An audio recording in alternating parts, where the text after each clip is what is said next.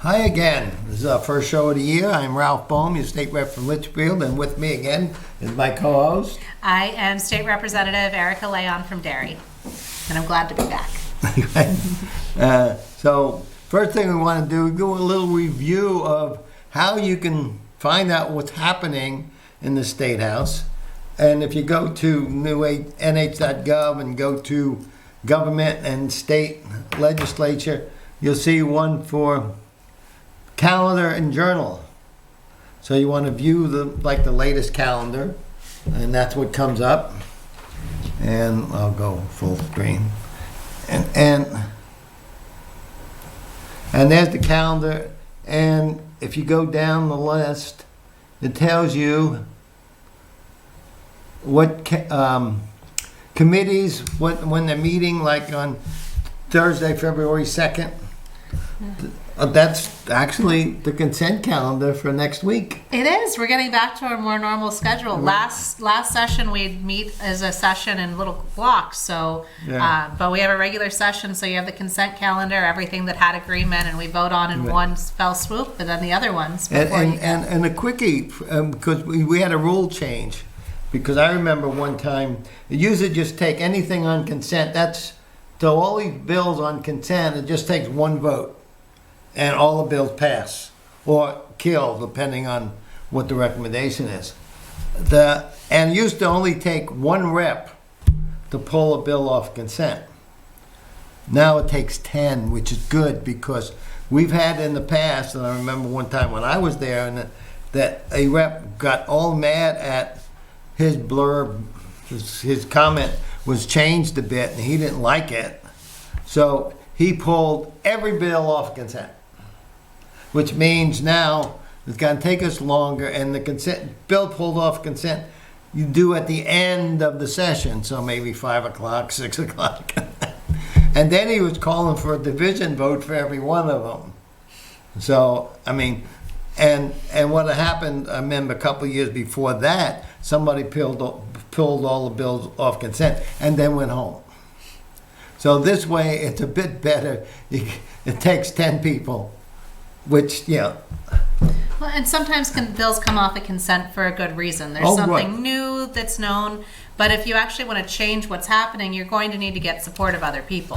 Right. So if you're really, truly pulling it off of consent, you should be able to have 10 people agree, 9 other people agree with it. There was a bill last year from municipal and county to, initially Rockingham County put in the bill to allow their sheriff and county attorney to be 4-year terms rather than 2-year terms.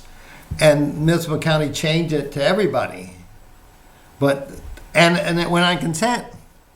But wait a minute, everybody in Hillsborough County, 120 reps of us, said, no, we want to keep it the way it is. We don't trust our politicians. 2 years is enough. Well, and part of it too is they had done it as just Rockingham County to see how it worked. Yeah. We had things like the county commissioners, and some of that actually got jumbled up. So I'm really glad it's just my county, Rockingham County, that did that. So you can all learn from us. Right. There's a bill in this year for Belknap County. But the thing was, so it got pulled off consent, and the amendment failed and was put back to just Rockingham County. And so, I mean, so that's what happens, and you can get 10 people to do that. I mean, but the point was, it was, so coming up February 2nd, which is our first session day, you can see what bills, and like Public Works, naming a bridge in Hinsdale, But then you go to what's on the regular calendar, executive departments and administration, municipal and county, to adopt rental practice regulations. Public Works. There's not that many. But then you go further down, and here's on committee meetings. Like today, January 20th, criminal justice and safety, education, which you were at today. Yes. You had these meetings. Monday the 30th, judiciary and legislative administration. Tuesday, children and family law, education. Oh, I don't have no, wait a minute. And then election law, I'm on that this year. So those are the bills we're hearing in election law. So if you can go down and look and see what these bills are, and if you have any questions for us, or you want us to cover it at our next meeting, then I would suggest send us an email, and how you can do that, and please do it, like put in the subject LCTV and maybe the bill number or whatnot. But if you don't, it might not get read, because we get a lot of emails. I mean, and some from out of state, like I Could Care, and luckily we're not changing the speed limit on Winnipesaukee again. That was the most emails I've ever got.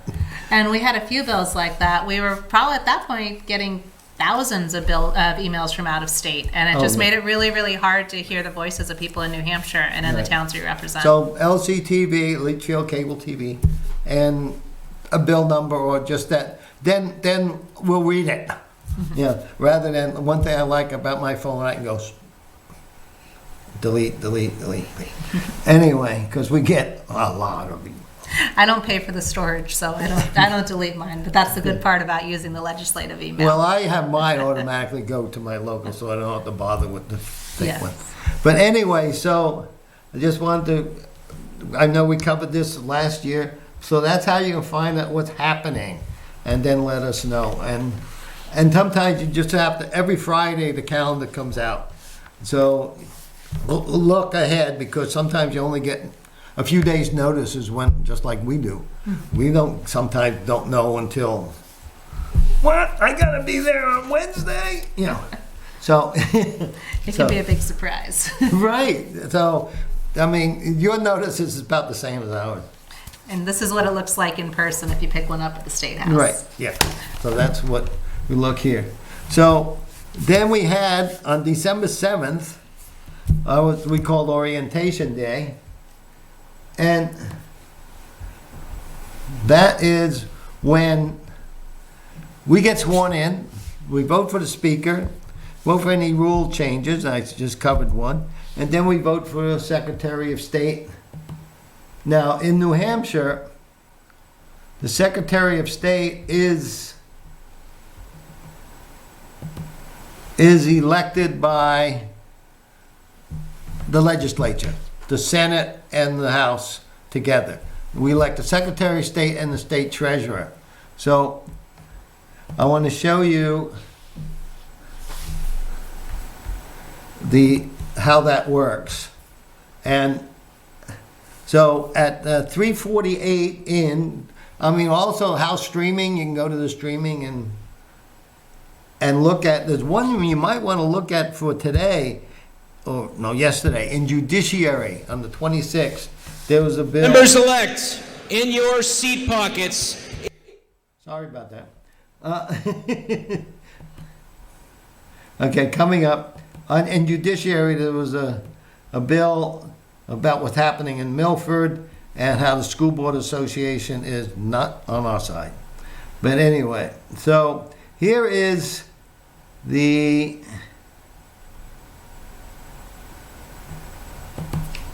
And a great human being. that's Lou D'Alessandro, And he set the stage. and he's And he set the nominating ceiling the for Secretaries of Secretary of State. State, Dave Scanlon. Bob Stock passed away He as Secretary of nominated, State. but then It was succeeded by Ed. further on, As ongoing Here updates we have increase the ease of conducting the business second in New Hampshire. nomination. The chair recognizes the member from Salem, Representative Valerie McDonald, for the purpose of seconding the nomination. This young lady just graduated high school.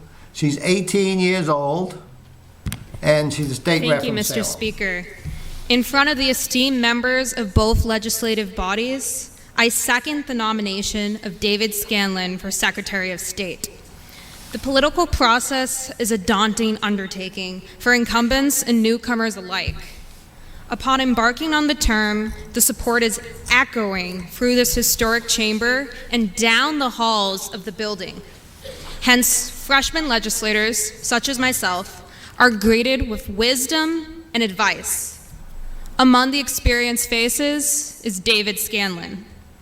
Under Scanlon's leadership, tens of thousands of business entities have utilized the information technology platforms made available by the Secretary of State's office.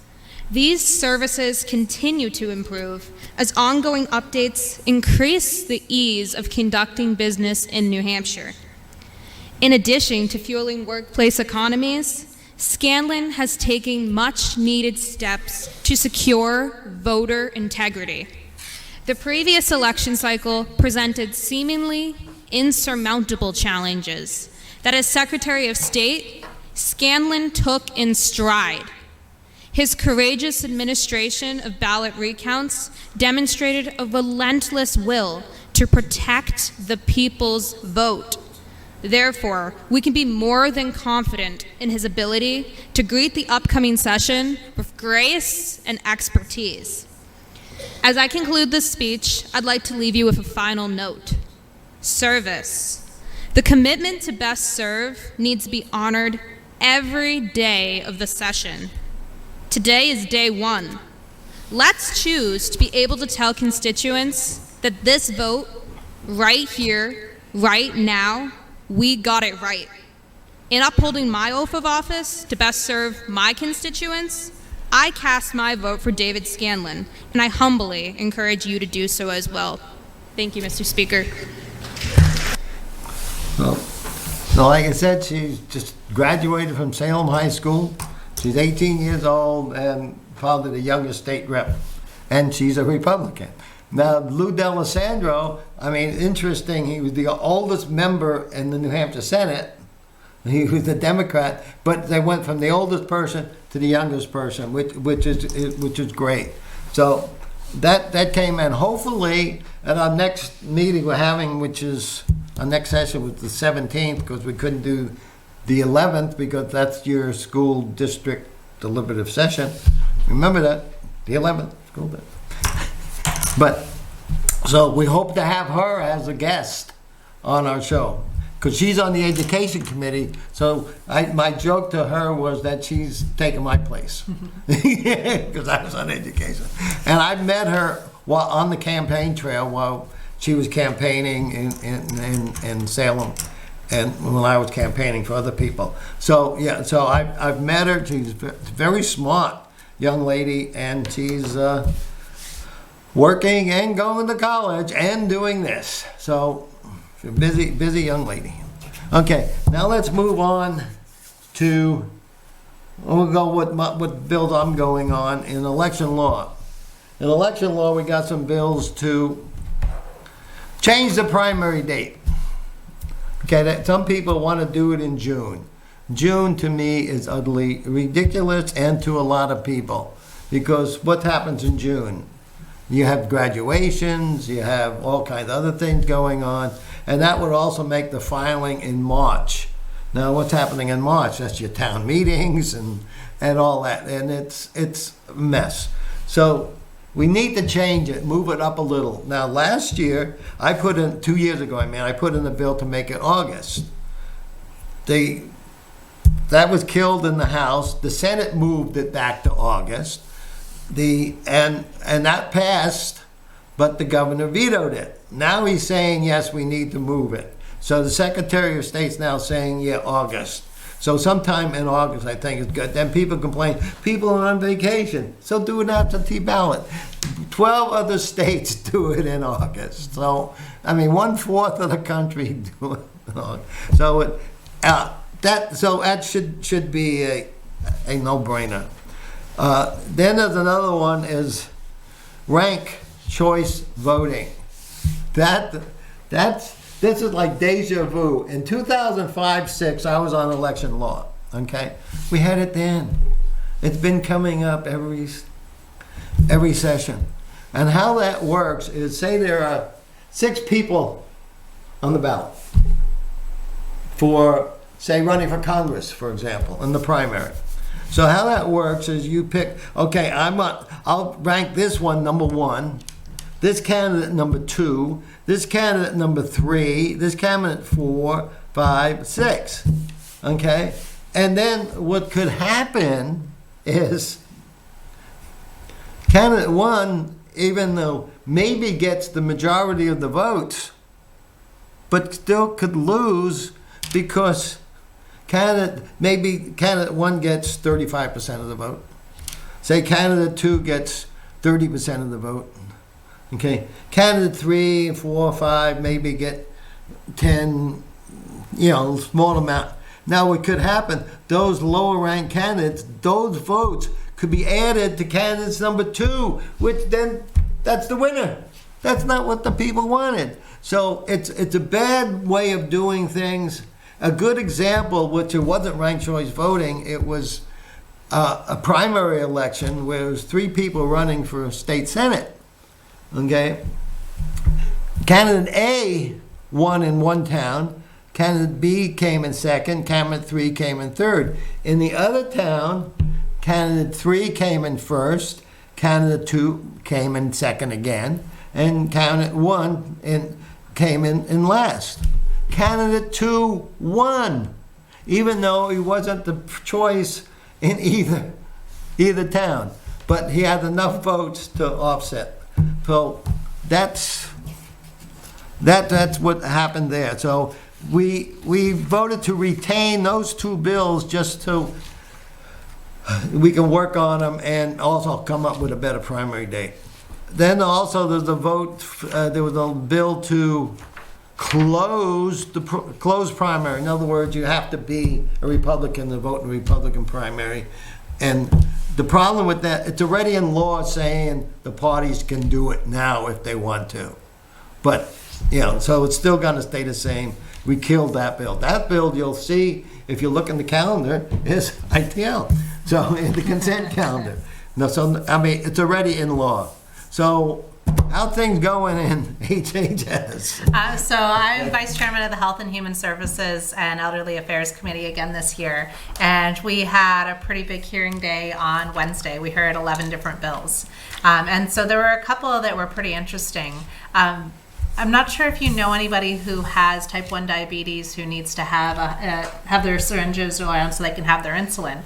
Right now, if you were to hand your bag to your kid and ask them to hold it, that actually would be breaking the law because there's a law against kids having hypodermic needles. So last year it came in, but it seemed like a crazy, we want to let kids have needles bill. And it got narrowed down, but it came back this year, making it really clear that there's actually already a law for people who are authorized agents, which basically means, hey Ralph, could you hold my medicine for me because I need to go wash my hands? Mm-hmm. Or something that's more formal too, if you have a note. So now we have the bill looking at it where if you're an authorized agent, which basically says you're allowed to touch my prescription, then it's okay to have a kid handle a parent's needle or a sibling's needle, or even a friend's needle if they pick up their backpack and that kid's a diabetic. And there's one for needle exchanges too, because you don't want to criminalize a kid who's trying to reduce the harm. I mean, ideally, nobody would use needle-based drugs, but if somebody's on the path to recovery or getting safer, you don't want to trip them up with something. So I'm pretty hopeful that this time around, this Kids and Needles bill will work out a little bit better, just to make it so mom's not a criminal handing off her bag.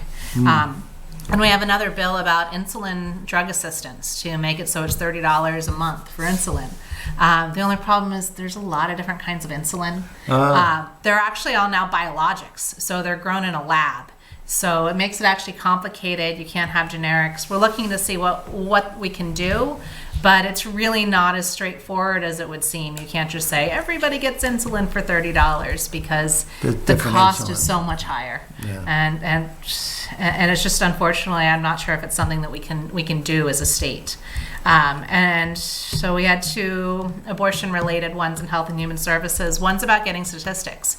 New Hampshire's only one of 3 states in the country that doesn't have abortion statistics. And, it's been posed as a pro-life issue, especially because some of the words.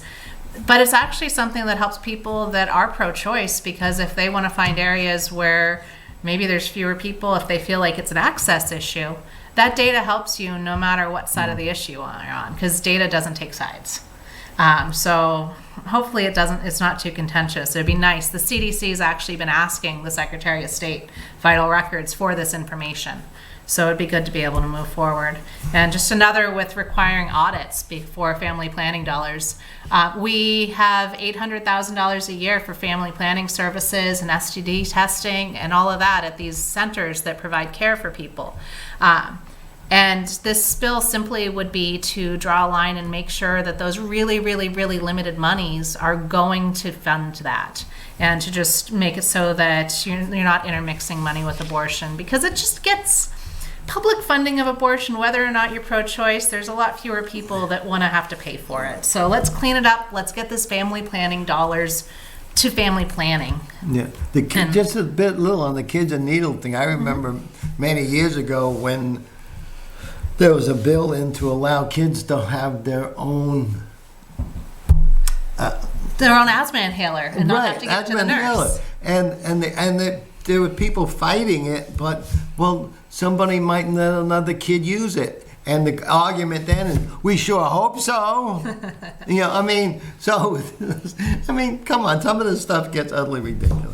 Well, and that would come under Good Samaritan laws, but just asking you to hold your bag when you're going to the bathroom isn't covered by Good Samaritan laws. I know, right. We just need to find when our laws are silly and fix Right. it. And so you were in education today, sitting in on. I was. So what's happening there? So Derry is a cooperative school district, but we're only one town. Those are usually built around different towns who decide to educate kids together. But ours goes back to the 50s, and it just makes everything really complicated. And in some of these multi-town districts, they may have agreed to join together with other towns back in the 60s, but now things are changed, and if they're paying a higher amount of the school taxes, the other towns that are getting theirs subsidized by one of the towns don't want to let them leave. So they're trying to work on it. It's a really complicated issue, but I came in raising the issue of our town because it doesn't really benefit us to be a cooperative school district anymore, and it just makes it really confusing for the average person trying to understand how it works. Yeah, Because- I mean, every year when I was on education, that has come up with cooperative school districts. And that's the other school districts like in, think of good town, Brookline Mason or Brookline Hollis school districts, 2 towns in the school district. There are some around Exeter where there's a lot of towns in cooperative school district. The problem, what happened is every year somebody comes in to fix the cooperative school districts. The problem is every cooperative school district is different. So when they did the law on how to set up cooperative school districts, they didn't, it should have said this. But no, they said do it whatever, pretty much what you want. So it's we've got their own agreement.